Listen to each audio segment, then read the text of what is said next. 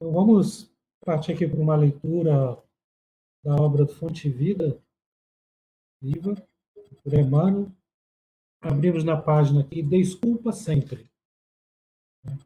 Se perdoardes aos homens as suas ofensas, também vosso Pai Celestial vos perdoará. Jesus. Por mais graves que te pareçam as faltas do próximo, não te detenhas na reprovação. Condenar é cristalizar as trevas, opondo barreiras ao serviço da luz. Procura nas vítimas da maldade algum bem com que possas soerguê-las, assim como a vida opera o milagre do reverdecimento nas árvores aparentemente mortas. Antes de tudo, lembra quão difícil é julgar as decisões de criaturas em experiências que divergem da nossa. Como refletir apropriando-nos da consciência alheia e como sentir a realidade usando um coração que não nos pertence. Se o mundo hoje grita alarmado em derredor dos teus passos, faz silêncio e espera. A observação justa é impraticável quando a neblina nos cerca. Amanhã, quando o equilíbrio for restaurado, conseguirás suficiente clareza para que a sombra te não altere o entendimento. Além disso, nos problemas de crítica, não te suponhas isentos dela. Através da nociva complacência para contigo mesmo, não percebes quantas vezes te mostras menos simpáticos aos semelhantes. Se há quem nos ame as qualidades louváveis, há quem nos destaque as cicatrizes e os defeitos. Se há quem ajude, exaltando-nos o porvir luminoso, há quem nos perturbe, constrangendo-nos a revisão do passado escuro. Usa, pois, a bondade e desculpa incessantemente. Ensina-nos a boa nova que o amor cobre a multidão de pecados. Quem perdoa, esquecendo o mal e avivando o bem, recebe do Pai Celestial, na simpatia e na cooperação do próximo, o alvará da libertação de si mesmo, habilitando-se sublimes renovações. Vamos, a partir dessa reflexão da noite, pedindo a Deus que esteja conosco em nossos corações e que a presença dos amigos espirituais estejam todos conosco hoje e que nosso amigo Edson, nessa noite, possa também ser envolvido pelos mentores da nossa casa, pelo seu espírito protetor e pela luz maior do nosso Mestre Jesus. Que todos possam aproveitar essa noite com as reflexões, trazendo mais um momento de reflexões íntimas e a busca para o reino de Deus em nossos corações. Obrigado, que assim seja. Que assim seja. Então, meu amigo, estamos todos aqui, já tenho o pessoal já conectado aqui, Rosângela, Luiz Augusto, a Juraci, que está lá em Santos, né? Seria Oswaldo, o Zé Antônio, Murielle, a Thelma, a Sandra. Vixe, tem bastante gente aqui já conectado, né? Abel, né? Simone. Então, Edson, nós temos aqui a sua palavra, fique à vontade. Então, estaremos aqui acompanhando, passando o slide.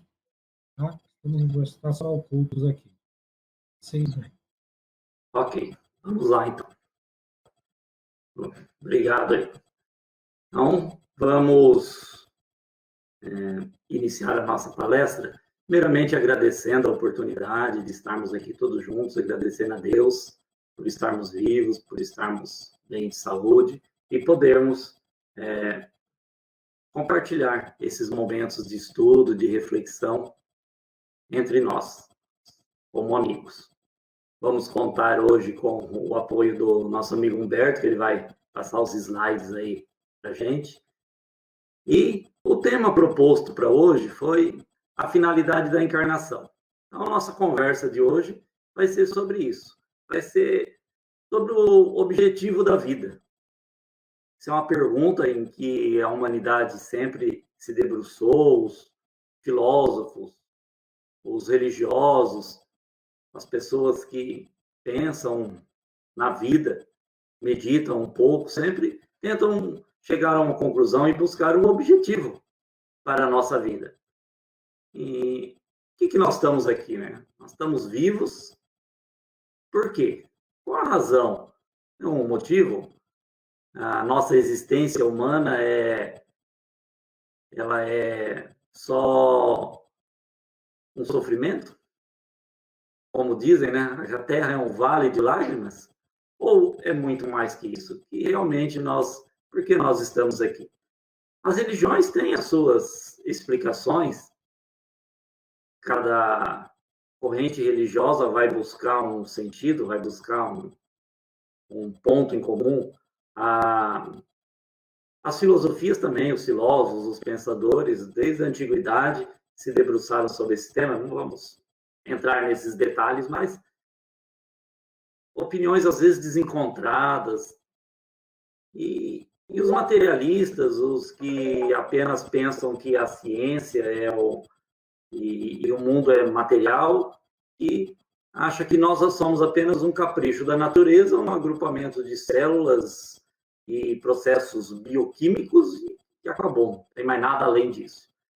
Então, o que nós percebemos no senso comum e na nossa visão do mundo e na convivência com as outras pessoas, é que nós somos diferentes, mas também somos semelhantes em muitos pontos, enquanto seres humanos. Então, fisicamente, nós somos muito semelhantes.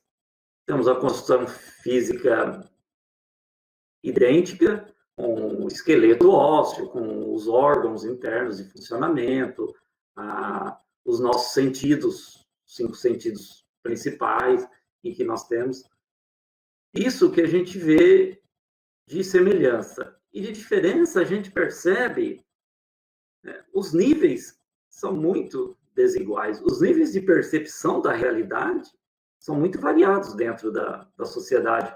Nós que convivemos em família, com os amigos, mesmo no nosso grupo de estudo espírita, ou em convivência na sociedade, no trabalho, a gente percebe que essa percepção da realidade do mundo ela é diferente, ela difere de pessoa para pessoa. Os níveis de percepção são diferentes.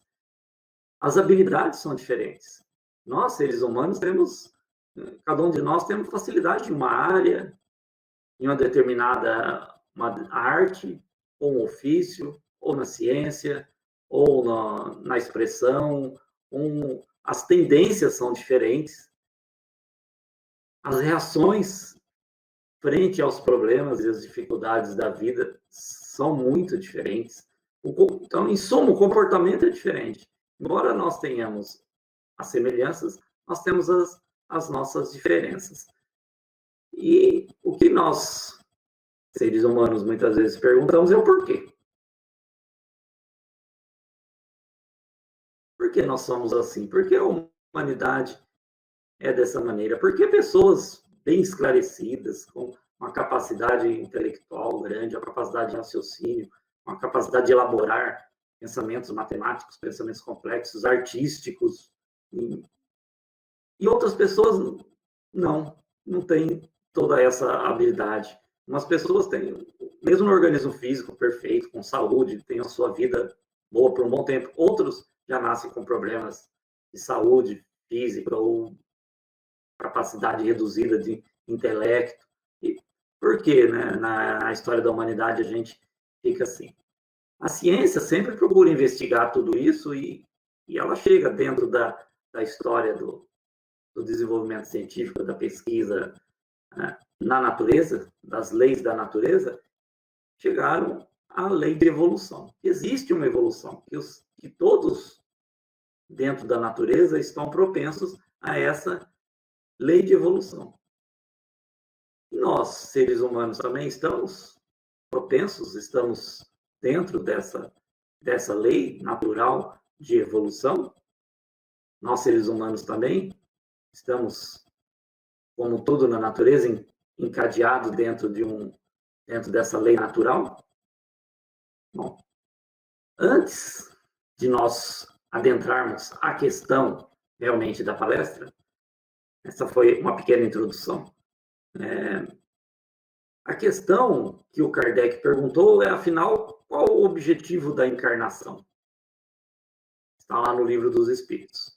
Para nós que conhecemos a doutrina espírita, nós sabemos que o Livro dos Espíritos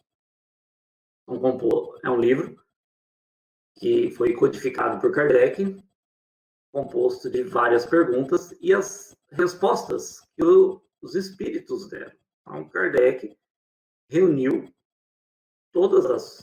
ele formulou muitas perguntas, reuniu todas as respostas nesse intercâmbio com o mundo espiritual e organizou em ordem de assuntos, dentro de um método, porque ele era um pedagogo, então foi um livro pensado e estabelecido metodologicamente das questões menos complexas para as mais complexas e tudo separado por assunto e por tema. Então, e a questão 132 do Livro dos Espíritos, o Kardec pergunta, afinal, qual o objetivo da encarnação? Então, ele queria realmente saber isso, né? Por que da vida? Por que nós estamos vivos? Tem um propósito, tem um sentido a vida do ser humano? Como se dá isso? Bom, antes de nós adentrarmos a questão, nós precisamos de estabelecer alguns pontos fundamentais, estudar a base da doutrina espírita, seria o alicerce do nosso estudo, para que a gente possa bem compreender a resposta que foi dada pela espiritualidade maior a essa questão. Humberto, por favor, o segundo slide. Então, para que a gente possa bem compreender, nós precisamos ver aí os princípios fundamentais da doutrina espírita. Sem nós nos atermos a esses princípios e bem conhecer, nós não teríamos como compreender realmente não só essa questão, como todas as demais questões que estão no Livro dos Espíritos. Fica muito difícil a gente também ler uma questão e uma pergunta, uma resposta isoladamente. Nós temos que estudar sempre o conjunto, comparando, estudando dentro do capítulo, dentro dessa parte do Livro dos Espíritos. Então, nós, estudantes espíritos, nós já sabemos esses pontos principais da doutrina espírita, a gente não precisaria nem estar aqui, mas em respeito àqueles que não conhecem ainda a fundo a doutrina espírita e aqueles que estão chegando agora, que nós damos as boas-vindas aqui no nosso estudo, e para recordar, afinal de contas, nós que estudamos, às vezes a gente precisa sempre estar recordando alguns pontos fundamentais, que é a base de todo o nosso estudo e de todo o nosso conhecimento da doutrina espírita. Então, o ponto fundamental, o principal, é a existência de Deus. Então, Deus, inteligência suprema, criador de tudo que existe no universo, criador da vida. Na definição de João, o evangelista, Deus é amor. Ele nos criou, nos deu a vida por um ato de amor. Então, seria muito estranho a gente pensar um universo que se organiza sozinho, materialmente, as matérias vão se organizando sozinho, e surge do nada, aí que a ciência hoje já descobre que tem bilhões e bilhões de estrelas, cada estrela com seus planetas, com a possibilidade de sustentar vida, e tudo isso somente para nós, seres humanos aqui na Terra, apreciar, seria algo realmente muito pretensioso da parte do ser humano acreditar nisso. E não existe na história da humanidade, dentro de todos povos, de todas as tribos, de todos os agrupamentos humanos no planeta Terra, algum que não tivesse uma relação com a divindade. Algo que sugerisse um criador, um Deus. Os mitos de criação são muito variados em todos os agrupamentos humanos ao longo da história no planeta Terra. E então o que nós percebemos é que essa ideia já é uma ideia inata no ser humano. Já está arraigada, está dentro de nós a existência de um criador, a existência de algo além do nosso mundo material. E Deus é que nos dá tudo isso que nós temos, o planeta para a gente viver, a nossa vida, tudo graças à criação divina. O segundo item é a existência e a imortalidade do espírito, ou alma. Temos alma enquanto encarnados, revestidos de um corpo físico, e espírito quando está fora do seu envoltório carnal, sem o seu envoltório carnal. Se nós considerarmos que o ser humano, que a alma ou o espírito é criado no momento do nascimento ou no momento da concepção, essa divergência, essa diferença de algumas religiões, alguns estudos, pensadores acreditam que a alma é criada no momento da concepção, outros no momento do nascimento. Tem implicações graves esses, mas vamos passar para frente. Então, se nós considerarmos que a existência é a partir daí, e com o desencarne, com a morte, finda-se a vida e acabou, já está definido o seu futuro, realmente ficaria muito difícil para o ser humano tentar aprender, tentar compreender o significado da vida humana. A vida nossa seria apenas esse passar do tempo aqui, e algumas pessoas, com todas as capacidades, com todo o intelecto, com um corpo perfeito, com a possibilidade de transitar em lugares bons no mundo, de estudar, de ter uma boa educação, condições de vida, e outros nascendo em locais realmente sem nenhuma condição de uma vida plena. Então, qual o objetivo seria nessa encarnação? Realmente seria, essa vida seria uma vida, seria muito difícil de nós imaginarmos. E se imaginarmos um Deus bom e justo, nesse ponto a justiça divina ficaria muito difícil da nossa compreensão humana. Nós teríamos que dizer que os homens nascem aqui numa situação boa devido à graça divina, mas e outros não? Qual o critério dessa justiça divina? Realmente chegaríamos a um ponto de acreditar que esse Deus seria um Deus injusto. Mas um Deus injusto não poderia ser Deus, tiraria uma das características principais da divindade, que é a justiça divina.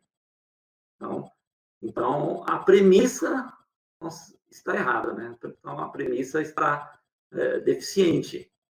Então a criação não se dá no momento do nascimento ou no momento em que a alma adentra o mundo material, mas sim ela já pré-existe e ela sobrevive após a morte. Aí fica mais claro, mais racional, mais objetivo o nosso estudo. Aí já amplia mais a nossa mente, a nossa capacidade de compreensão, porque o espírito pré-existe.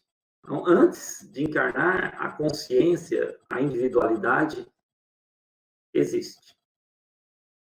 E após nós deixarmos o corpo físico do nosso planeta, continuaremos a existir, levando aquilo que nós aprendemos aqui. E essa possibilidade de comunicação do mundo material com o mundo imaterial, com o mundo dos espíritos, aqueles seres humanos que não estão mais no corpo físico, estão vivendo numa outra realidade. Sem essa possibilidade de comunicação também, A doutrina espírita, o livro dos espíritos, o livro dos médiuns, o Evangelho segundo o Espiritismo, realmente ficaria faltando algo, seria uma obra apenas humana e não uma obra realmente ditada por espíritos superiores, que nos traz uma outra realidade, nos esclarecendo o mundo como ele é e esse intercâmbio entre as várias realidades do mundo. O terceiro item fundamental é a reencarnação. Ou seja, uma vida não é suficiente para que nós possamos atingir os objetivos da nossa vida, do porquê estamos aqui, porque nós vivemos. Então, é preciso retornarmos muitas, inúmeras vezes à vida material para cumprirmos realmente os desígnios de Deus. E dentro das leis divinas, que é a lei de evolução e a lei de causa e efeito, cumprindo essas duas leis. Então, agora nós podemos ler a resposta que foi dada a Kardec na questão 132 do Livro dos Espíritos. Então, Humberto, por favor, o próximo slide. A pergunta 132, Kardec perguntou: qual o objetivo da encarnação dos espíritos?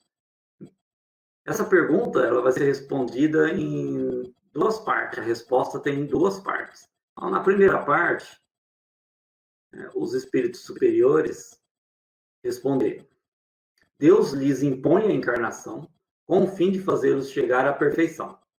Para uns é expiação, para outros missão. Mas para alcançarem essa perfeição, tem que sofrer todas as vicissitudes da existência corporal. Nisso é que está a expiação. Então, eu até coloquei em vermelho o verbo Deus impõe aos espíritos a encarnação. Então, é uma imposição divina, faz parte da lei divina. Não tem como fugir, não tem como o espírito fugir dessa lei, sair, deixar. E nós sabemos, em questões anteriores do Livro dos Espíritos, que Deus cria incessantemente. E os espíritos são criados simples e ignorantes. Essa criação, nós ainda não temos capacidade de compreender Deus e compreender como se dá a criação da vida, a criação dos espíritos. O que nos foi esclarecido é que os espíritos são criados simples e ignorantes, no sentido de que ainda não têm um conhecimento da vida, das leis da natureza e das leis divinas. E, aos poucos, cumprindo a lei de evolução, vão passando pelos estágios para chegar a uma perfeição. A uma perfeição absoluta, porque a perfeição absoluta, somente Deus, mas para uma perfeição relativa. E qual o espírito mais evoluído que nós temos como exemplo e modelo no planeta Terra foi Jesus. Então, e Jesus, Mestre Jesus, mesmo nos disse que nós poderíamos fazer tudo o que ele fez e muito mais. Ou seja, a nossa meta final, a etapa final da nossa evolução é sermos espíritos tal qual o Mestre Jesus. Chegaremos lá um dia. Um dia, todos nós seremos anjos. Tem uma música que diz isso. Um dia, todos nós seremos anjos. Anjos no sentido de espíritos puros.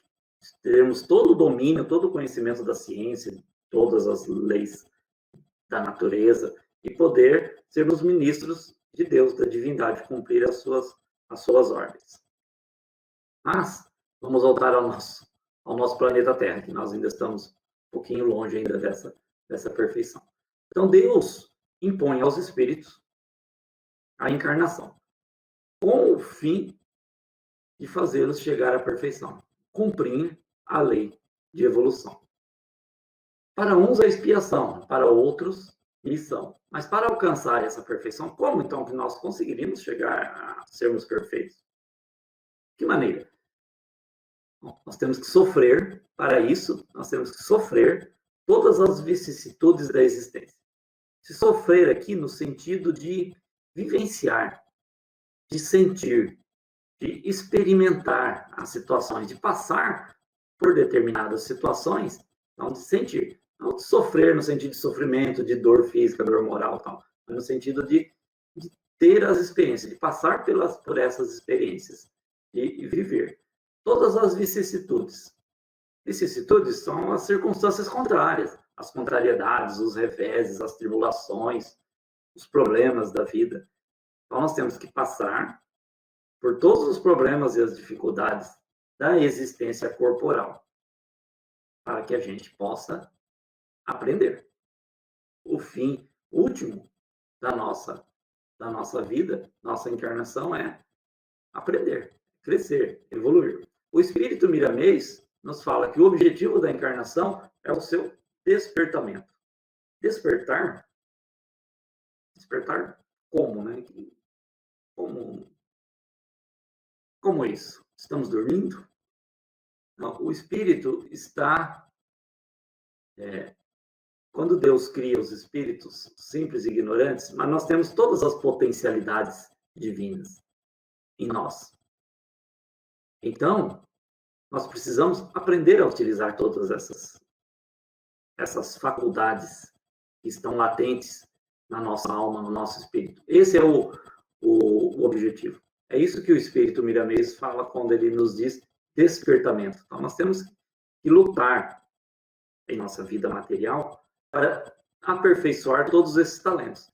Frente a todos esses problemas, às dores, a muitos sacrifícios que nós temos nas nossas vidas, entrando em contato com a matéria, nós conseguimos, ao superar esses problemas, essas dificuldades, nós aprendemos, crescemos, evoluímos.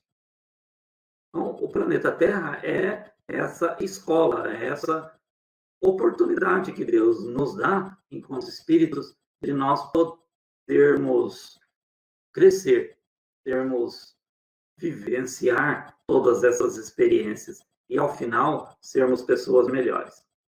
Quando o espírito consegue superar uma determinada prova, uma determinada situação complicada, complexa na nossa vida, ele está pronto para uma outra tarefa. E assim vai a escala evolutiva. E quem não tem, né? Quem não passa por dificuldade nessa vida, por problemas, por tribulações, faz parte da existência humana.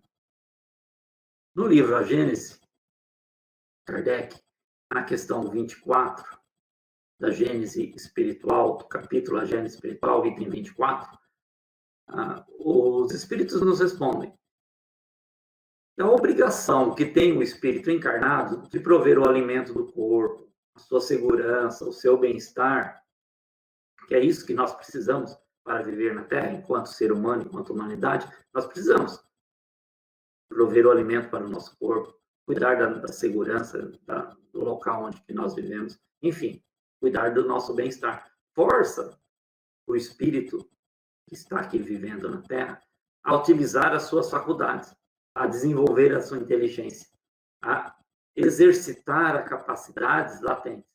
E com isso, nós adiantamos, nós crescemos, nós evoluímos, nós aprendemos. Então, dessa união do espírito com a matéria, facilita o aprendizado e a evolução, o crescimento do espírito em todos os sentidos. Não só intelectual, como moral, com a convivência com outras pessoas, com outros espíritos. Tudo é uma questão de encadeamento lógico e de crescimento espiritual. O Espírito São Luís, no Evangelho segundo o Espiritismo, capítulo 4, ele nos diz que a passagem dos espíritos pela vida corpórea é necessária para que eles possam realizar, com a ajuda do elemento material, os propósitos da sua execução, que Deus confiou. É necessária por eles mesmos, pois a atividade, então, se vêm obrigados a desempenhar, ajuda a desenvolver a inteligência. Deus, sendo soberanamente justo, deve aquinhoar equitativamente a todos os seus filhos. Então, Deus nos dá a todos a mesma capacidade enquanto espíritos. E nós vamos desenvolvendo. Aqueles que trabalham, que se esforçam, têm vontade, se adiantam mais. Aqueles que ficam meio devagar, com um pouco de preguiça, um pouco de desânimo, perante as dificuldades se desanima, né? Ficam reclamando. Esses aprendem, mas evoluem um pouco mais devagar. É por isso que ele concede a todos o mesmo ponto de partida, a mesma aptidão e as mesmas obrigações a cumprir e a mesma liberdade de ação. Então, a evolução nossa é individual. Ninguém pode evoluir por outro. O crescimento, o aprendizado é sempre individual. Mas nós também não podemos e não conseguimos evoluir sozinhos. Nós precisamos de um mundo, de toda essa organização planetária para que a gente possa crescer, evoluir. É o que nós vemos na história da humanidade. Nós vemos que o ser humano construiu muito tecnologicamente.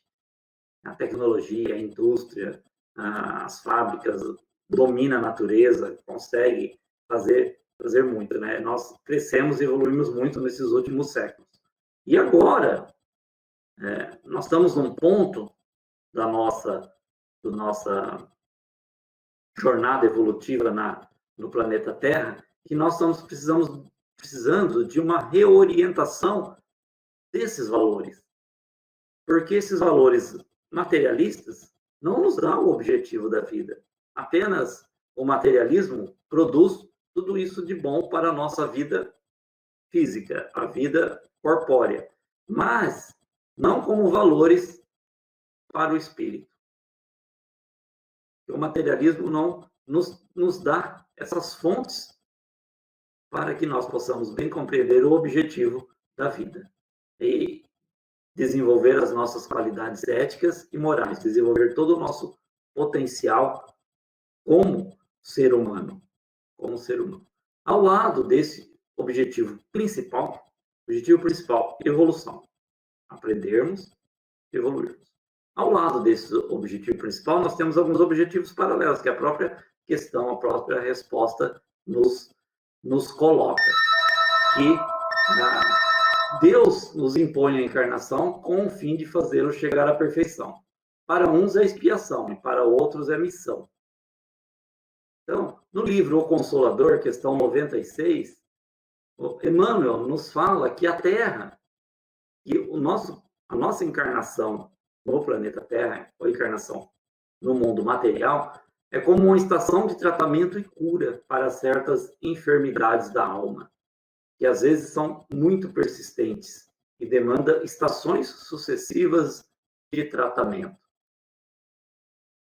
Então, aqui, quando a resposta dos espíritos superiores nessa questão nos fala que Deus nos impõe a encarnação para chegar à perfeição, para uns isso é expiação, para outros missão. A expiação é quando nós transgredimos a lei de Deus. Quando nós transgredimos. Na questão 621 do Livro dos Espíritos, Kardec perguntou aos espíritos superiores: onde está escrita a lei de Deus? E a resposta foi: na consciência. Todos nós sabemos quando nós agimos certo ou errado, quando nós estamos cumprindo ou descumprindo a lei divina. E quando nós descumprimos algum item da lei divina, nós somos compelidos a expiar. Ou por imprudência, ou por teimosia, ou por erro, quando o espírito ainda não aprendeu tudo o que tinha que aprender, ele acaba errando. E por erro incorre numa transgressão da lei divina, e isso, pela lei de causa e efeito, vai sofrer as consequências. Então nós precisamos, muitas vezes, o espírito aqui encarnado está em expiação. Expiar, sempre faço uma brincadeirinha, falo que é expiar, vamos prestar atenção, pessoal, expiar com X.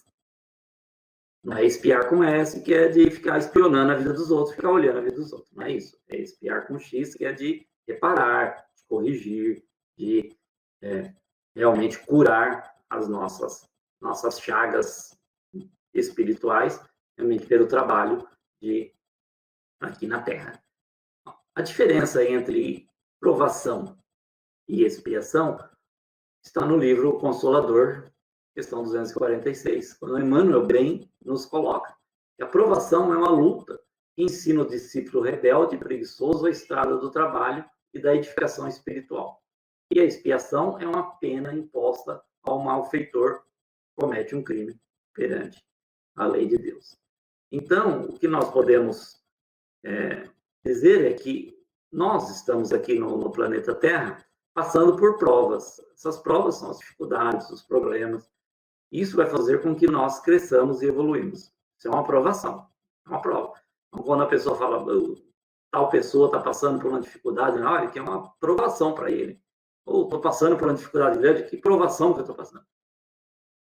E é uma realidade, é uma verdade muito grande. Isso. Nós passamos por uma provação, ou seja, nós temos que provar que realmente nós temos capacidade de superar aquelas dificuldades. Provar para nós mesmos. Nós não precisamos provar nada para Deus, porque Deus já é onisciente, onipotente, ele tudo sabe, não há necessidade. Mas nós precisamos provar para nós mesmos que nós temos a capacidade de crescer e de evoluir. Então, o que nós podemos deduzir disso é que todo aquele espírito que está passando por dificuldades nessa terra, nós estamos passando pelas nossas dificuldades, pode ser uma aprovação ou uma expiação. Toda expiação é também uma aprovação, porque nós passamos pelas dificuldades para reparar o nosso erro e estamos colhendo os frutos daquela prova que nós estamos passando. Mas nem toda aprovação é uma expiação. Porque muitas vezes nós estamos passando por uma prova, ou porque nós pedimos, ou porque nos foi imposta por Deus para crescer, para cumprir aquela etapa da evolução, mas daquilo ali não foi derivado de uma transgressão de uma lei divina. É apenas uma prova, é apenas um obstáculo que nós temos que passar. Como estudante que deve passar por determinados exames, determinadas provas, para poder evoluir na sua jornada. Então, uma missão já é um pouco diferente. Uma missão é uma tarefa. Muitas vezes o espírito pede uma determinada tarefa, vir com um determinado encargo.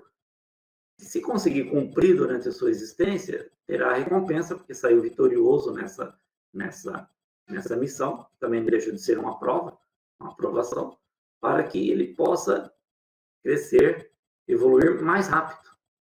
Sim, aquele espírito que tem vontade de crescer e de evoluir, tem realmente força e energia, quer realmente progredir, ele, antes de encarnar no mundo espiritual, vai fazer o planejamento da sua vida encarnatória, porque nada é por acaso, há todo um planejamento, há toda a escolha de família, de local, dos desígnios gerais da vida. Muitas vezes o espírito, depois que encarna, acaba falindo na sua missão, porque não dá conta, ou por fraqueza, ou por desânimo, por N situações, acaba não cumprindo bem a sua etapa evolutiva. Mas sempre há lições aprendidas na vida, sempre. Nunca haveria de ser. Então, quando o espírito solicita uma missão e ele consegue bem cumprir, ele é recompensado, ele sai vitorioso dessa vida com a sua missão cumprida. E muitas vezes, dentro dessa missão, há uma reparação. Quando nós causamos dano ou infringimos, causamos algum mal a alguém, a um outro espírito, às vezes nós vemos com essa missão, nós pedimos essa tarefa de reparar. Então, é uma reparação. Nós estamos trabalhando aqui, temos aqui com o propósito de fazer o bem para reparar aquele mal que nós, por algum erro ou por alguma falha nossa de moral ou ética, nós causamos prejuízo a outra em outra vida ou nessa vida mesmo. E a gente sofre as consequências, mas a gente pede essa oportunidade a Deus e Deus nos dá uma oportunidade maior de reparação. Então, é uma pequena missão. Então, o que nós podemos deduzir de tudo isso é que nós estamos aqui na nossa vida para crescer, para evoluir, para aprender. E cumprindo as nossas tarefas com uma missão. Cada um tem uma missão. A missão pode ser grande, enorme. Não vamos pegar uma missão, por exemplo, de São Francisco de Assis, que teve um trabalho, né? Francisco Xavier, Gandhi e outros grandes aí da humanidade. Mas todos nós temos as nossas pequenas missões de reparação, trabalhar na família, de levar conhecimento às outras pessoas, de ajudar o próximo, de evoluir, enfim. São pequenas tarefas em que, se nós realmente cumprirmos bem, seremos recompensados no futuro, porque nós estaremos cumprindo a nossa evolução mais rápida. E como disse Jesus, temos que guardar tesouros nos céus, onde a traça não rói, onde o ladrão não rouba e a ferrugem não corrói. Então, esses são os dons divinos, os dons nossos espirituais, e que nós temos que burilar, temos que realmente trabalhar, cumprir, com vontade, com esforço. Por isso que a doutrina espírita, muitas vezes, os estudos na casa espírita, no centro espírita, falam muito de reforma íntima. Reforma íntima é isso, é identificar aonde nós temos falhas, pontos ainda negativos, e tentar trabalhar. Me falta o que ainda? Me falta paciência, me falta amor, me falta solidariedade, me falta conhecimento. Então, tudo isso é aquilo que o espírito tem que trabalhar. E assim, nessa vida, nós aprendemos, evoluímos, crescemos, e também aprendemos a lei de amor, é substituir as mágoas que nós deixamos em outras pessoas, ou nos atritos dos nossos semelhantes, deixamos mágoas, colhemos e deixamos mágoas. E com o conviver, nós vamos aprendendo e vamos substituindo essa mágoa pelo afeto. Aquilo que Jesus nos ensinou, amar. Amai-vos uns aos outros. E nós só podemos amar convivendo, reparando todas essas arestas que ficam pelo mundo. Vamos pedir agora para o nosso amigo Humberto colocar o próximo slide, que é a segunda parte da resposta. A resposta. Visa ainda outro fim à encarnação, o de pôr o espírito em condições de suportar a parte que lhe toca na obra da criação. Para executá-la, é que em cada mundo toma o espírito um instrumento de harmonia com a matéria essencial desse mundo, a fim de aí cumprir, daquele ponto de vista, as ordens de Deus. É assim que, concorrendo para a obra geral, ele próprio se adianta. É a nossa participação no aperfeiçoamento da Terra. Através da ação do trabalho humano, do trabalho aqui no planeta, nós vemos que o ser humano modificou totalmente o planeta Terra. O planeta Terra, na época de Jesus e hoje, completamente diferente pelo trabalho humano, pelo aprendizado e tal. Então, e essa convivência humana nós vamos fazendo com que também toda a humanidade progrida. A progressão se dá individual, como nós vimos até agora, através da lei de evolução, o meu trabalho individual, mas ao trabalho também de evolução de toda a sociedade, toda a humanidade. Então, nós também temos parte nessa evolução. Também seremos cobrados por isso. Lei de causa e efeito. Se nós atrapalharmos a marcha do progresso, a marcha da evolução, também teremos consequências. Não se pode barrar a marcha do progresso. O progresso é sempre uma constante. É a lei divina, a lei de evolução. Mas pode se retardar por aquele espírito que é preguiçoso, ou aquele espírito que é fraco, que não suporta as provas, que desalenta, que reclama. A gente conhece alguns espíritos assim. Então, vai atrasando o seu progresso espiritual e outros vão se adiantando. E assim é o mundo, né? Assim é toda a humanidade, todo o planeta. O interessante nessa questão também é que ele fala que Para cada mundo, toma o espírito um instrumento de harmonia com a matéria essencial desse mundo. Então, a vida não é só no planeta Terra, a vida está em todo o universo. Todo o universo há vida. Mas a vida, ela vai... o espírito, para poder viver naquele planeta, ele vai ter um instrumento apropriado, ou seja, um corpo apropriado. No planeta Terra, é esse corpo físico nosso aqui, feito de carbono e 70% de água e mais algumas coisinhas. Então, para viver na Terra, nós precisamos desse corpo. Se nós formos viver em um outro planeta, provavelmente as condições serão diferentes e nós vamos precisar de um outro tipo de instrumento. Ele fala, então, o espírito toma um instrumento adequado àquele mundo que ele tem que ali cumprir o seu trabalho. Então, pouco a pouco, a alma se eleva conforme vai subindo. Nela se vai acumulando uma soma crescente de saber e virtude. Sente-se mais estreitamente ligado aos seus semelhantes. Comunica mais intimamente com seu meio social e planetário, elevando-se cada vez mais. Não tarda a ligar por laços punjantes às sociedades do espaço e ao ser sideral, ao ser universal, a Deus. Palavras de Leon Denis no livro O Problema do Ser, do Destino e da Dor. Então, nós vamos evoluindo, crescendo, primeiro individualmente, depois socialmente, ligando ao meio da sociedade, depois ao meio planetário, até conseguirmos evoluir o suficiente para atingir a compreensão de Deus, do ser divino.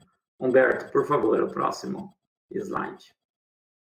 Então, o Leon Denis nos fala, aqui o resumo, né?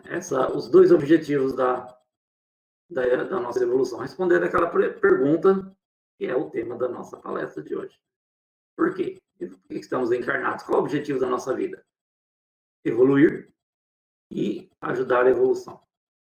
Então, o Espírito Miramês nos fala que a alma, nós, espíritos, não podemos fugir dessa lei universal.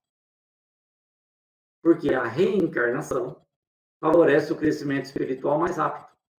Somos, por assim dizer, agredidos pela matéria e dessa agressão acordamos cada vez mais para o amor.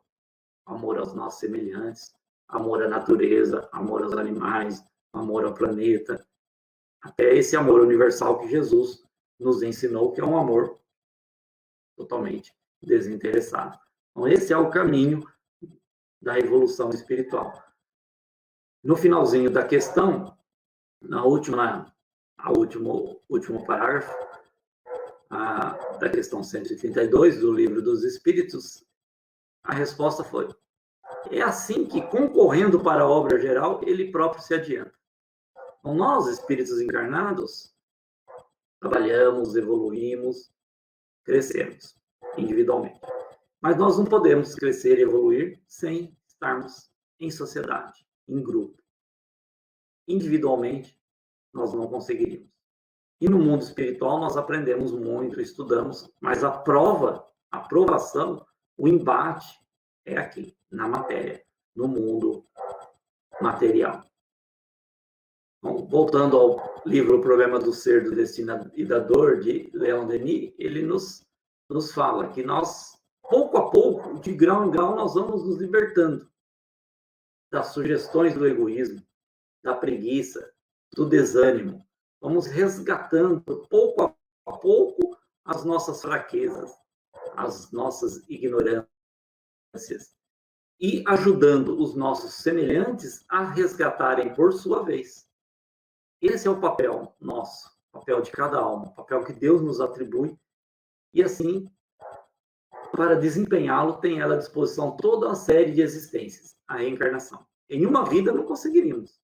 70, 80 anos encarnados aqui, não é tempo suficiente para que a gente possa cumprir tudo isso.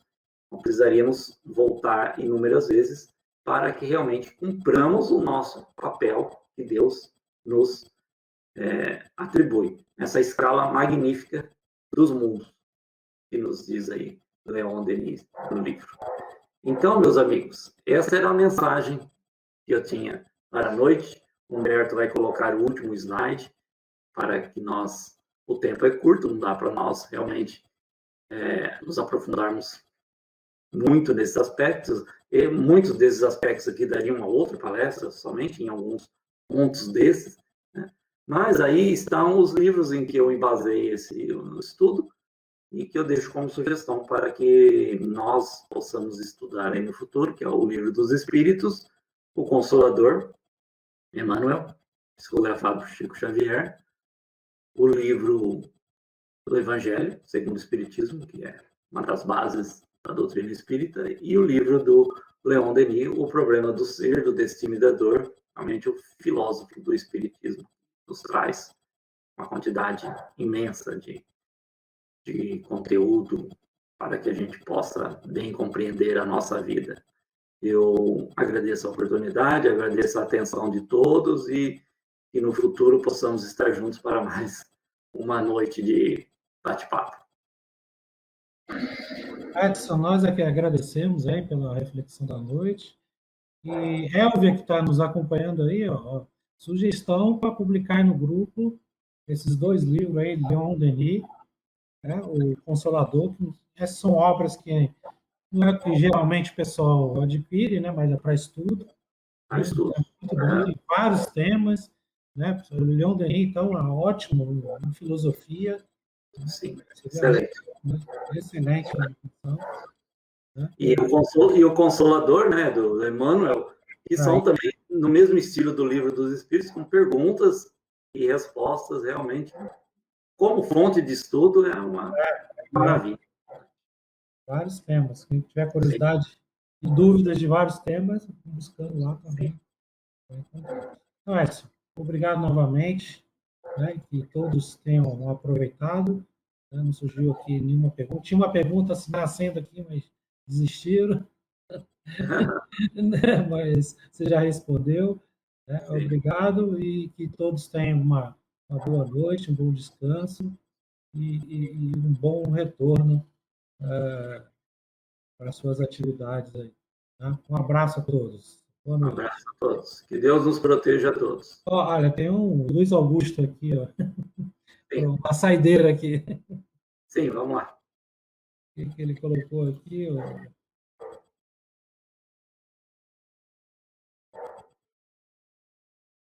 Varia, né? Tá difícil de eu ler aqui. Para o Espiritismo, depois de quanto tempo da sua morte o espírito pode reencarnar? Não existe um ponto, um prazo definitivo. Depende muito da evolução, da tarefa, da capacidade de compreensão de cada espírito. Porque quando nós desencarnamos, nós levamos para a parte espiritual todos os nossos sentimentos, todas as nossas angústias, todos os nossos problemas. Depende de um tempo de readaptação. E dependendo daquilo que nós precisamos para a nossa evolução futura, podemos ter uma encarnação rápida novamente, ou pode-se demandar de um preparo muito maior no plano espiritual para podermos voltar, para preparar todo o ambiente também para o nosso encarne. Então, não tem um ponto fixo, é variável. Edson, até aproveitando, uma vez eu fiz uma pesquisa, né? Uma entrevista que foi feita junto com o Hernani Guimarães de Andrade e aqui de Bauru também, Jorge André, Rio de Janeiro. Eles fizeram uma pergunta na década de 70, final da década de 70, a Chico Xavier para perguntar a espiritualidade. Essa pergunta aí, qual o período médio entre uma encarnação e outra, que é a média humana? Então, lembrando, média. Ponto central, média, você tem um desvio padrão, né? Pode ter mais ou pode ter menos, ou menos. Mas na média da humanidade estava em torno de 250 anos. Entre uma encarnação e outra. Obviamente, situações, né, e espíritos que encarnam mais tempo, demoram mais tempo, e outros, obviamente, mais curto. Né? Sim. É só isso. É isso aí.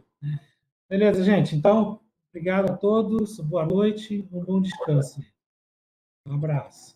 Obrigado, boa noite a todos.